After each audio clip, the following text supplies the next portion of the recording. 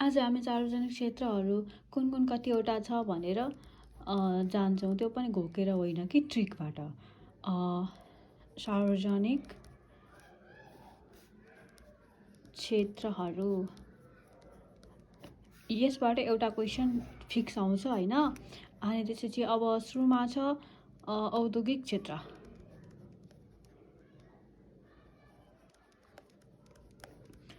औद्योगिक क्षेत्र अनि अर्को छ औद्योगिक क्षेत्र अनि वित्तीय क्षेत्र है। वित्तीय क्षेत्रमा चाहिँ 10-10वटा छन्। यसलाई कसरी याद गर्ने भन्दाखेरि प्रत्येक औद्योगिक क्षेत्रले वित्तीय कारोबार गर्छन् भनेर सम्झिने। प्रत्येक औद्योगिक क्षेत्रले वित्तीय कार्य गर्छन्।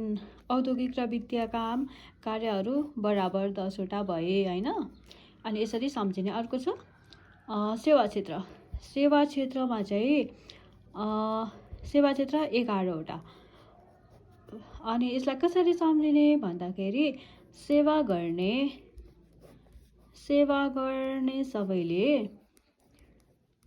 एक-एकवटा मेवा पाउँछन् भनेर सम्झिने।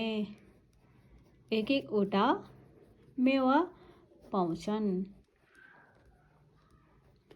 अनि यो भयो। अनि त्यसपछि अर्को चाहिँ कसरी सम्झिने भन्दा समाजमा जनोपयोगी काम गर्न वडामा त 5जना मान्छेहरू हुन्छन्।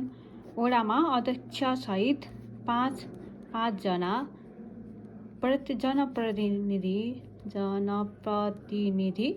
रहेका छन्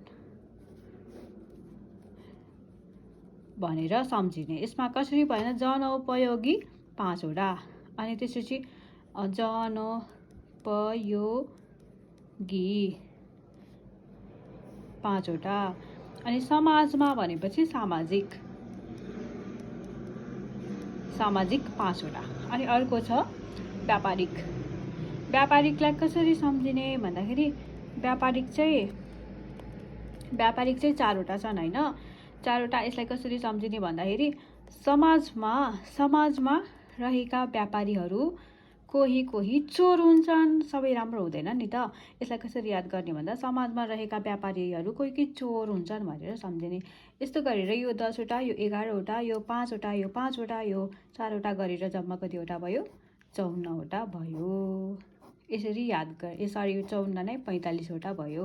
यसरी याद गर्न सकिन्छ। केही कुरा पनि रटेर भन्दा यसरी पढ्यो भने